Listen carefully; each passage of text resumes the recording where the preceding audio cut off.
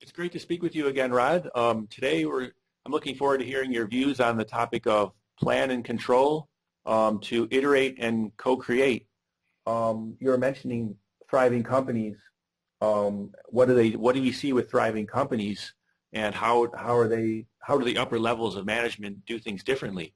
So can you start by providing a brief background of yourself? Sure. Good to be with you again, Dustin. I'm Rod Collins, and I'm the Director of Innovation for Optimity Advisors, and also the author of the recently published book, Wiki Management, a revolutionary new model for a rapidly changing and collaborative world.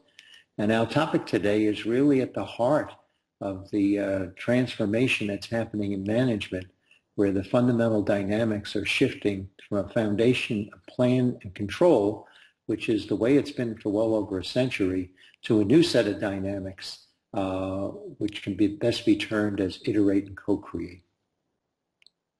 Can you start by providing a definition or what is plan and control compared with iterate and co-create? Sure.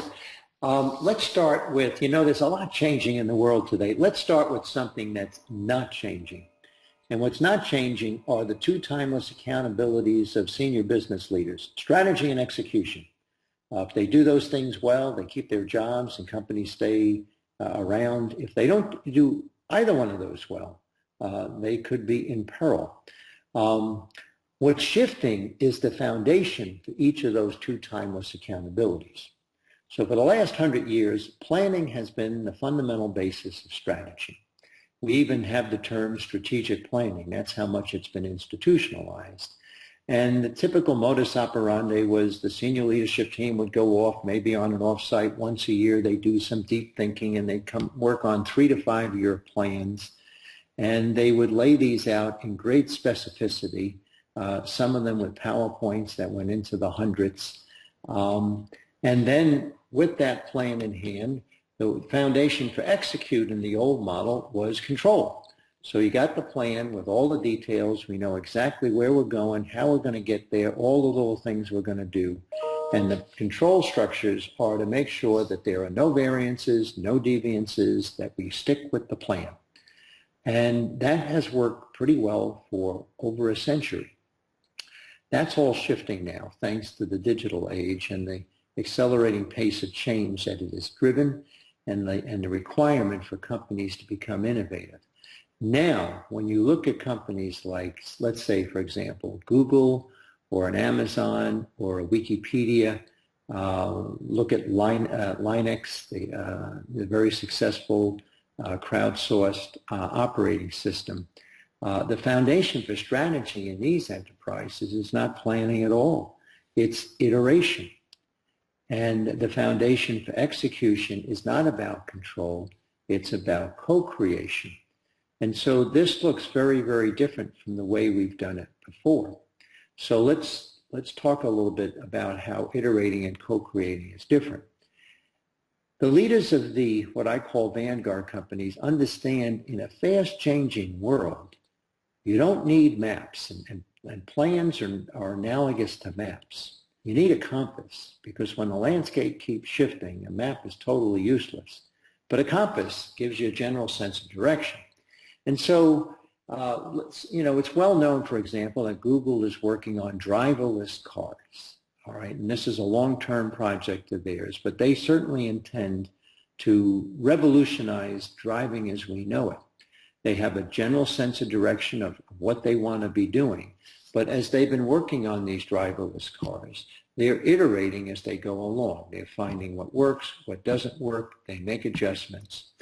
And so there's no master plan that knows exactly what this is going to look like when they get there.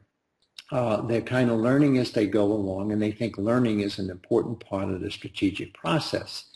And rather than expect people to comply with an elaborate sense of controls, companies like Google have their workers intimately involved in the creation, or as I say, co-creation of what they're building. And so there is this continual cadence of we iterate a little bit, find out what works, what doesn't work, learn that together, then co-create the next phase. This is also the same rubric that operates in agile software development, which is very different from the traditional model known as waterfall. Waterfall is essentially a planning and control model, whereas in agile software development, they are constantly iterating and co-creating and not worried much about having long-term elaborate plans. Planning is done with each different iteration as they work on it. Now, some people listening to this might say, this sounds very chaotic, it sounds very haphazard, and will be a nervous wreck if they ever did anything like that, because how do things get done well and on time? Well, it turns out those who use iterate and co-create tend to deliver faster, tend to deliver higher quality than those who don't, because control in a fast-changing world is essentially an illusion. What the business leaders who practice iterate and co-create are very firm on is they tend to set some firm timelines in which they will work. And so if they're working to deliver something by a particular date, they keep their eye on that as they're going through the iterative and co-creative process. And so to demonstrate how fast this can happen, somebody at Zappos came up with the idea a little while back, wouldn't it be wonderful if somebody's sitting on a subway train and sees a pair of shoes on somebody else on the subway train that they like?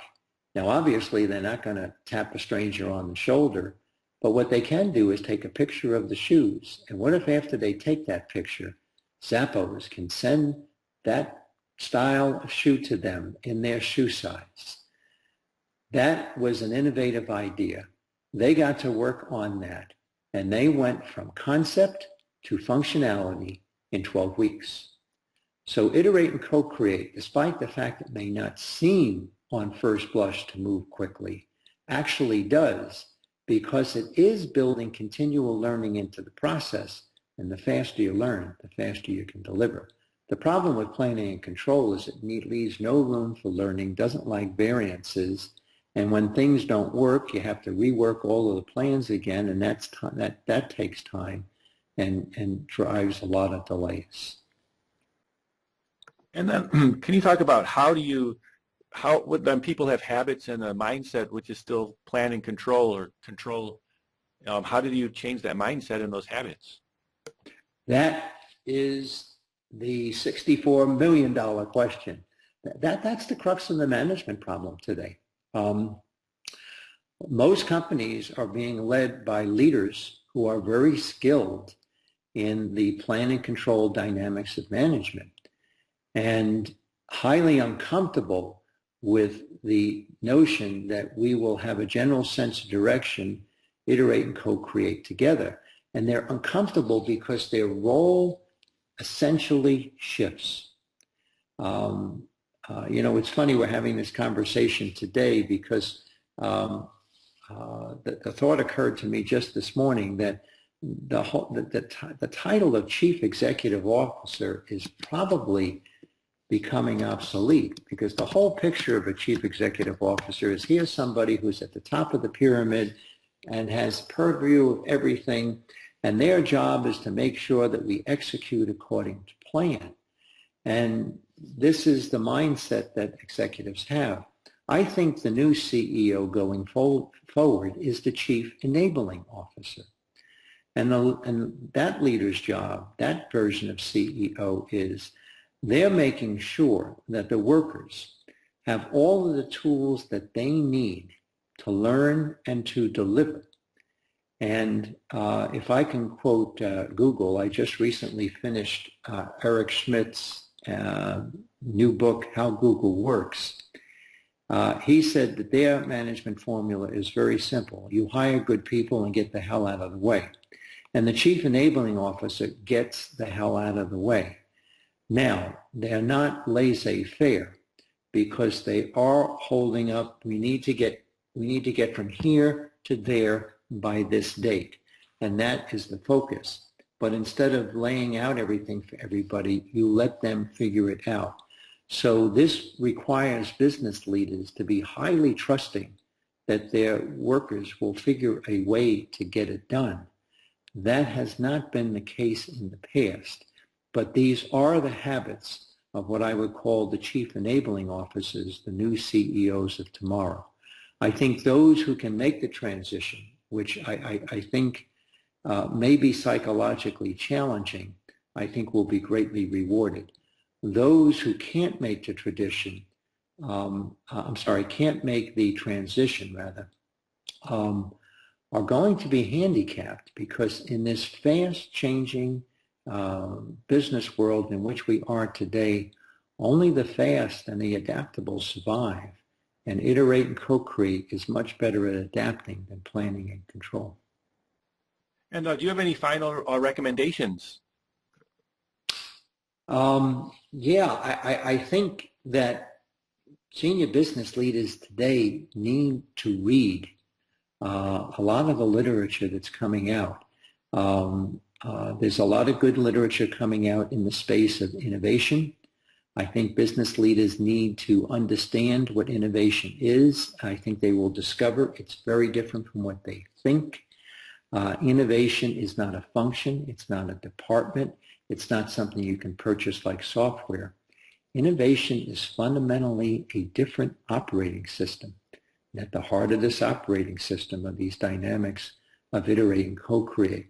So I would encourage business leaders to read some of the fine books that are coming out now in the innovation space. And thanks again for sharing. Thanks, Dustin. Always a pleasure to spend some time with you.